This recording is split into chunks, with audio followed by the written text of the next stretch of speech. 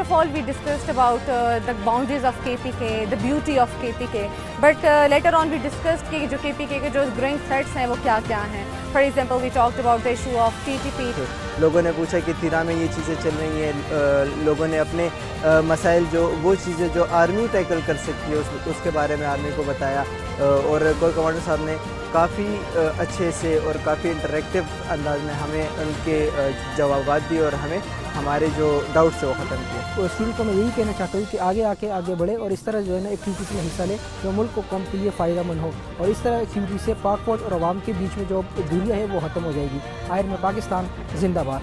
जो current operations है वो क्यों हो रहे हैं, किस लिए हो रहे हैं, इसके हवाले से हमें एक बैकग्राउंड मिला, हमें पूरा उसका एक आइडिया हुआ कि क्यों ये हो रहे हैं, किस तरीके से कर रहे हैं और किस वजह से कर रहे हैं.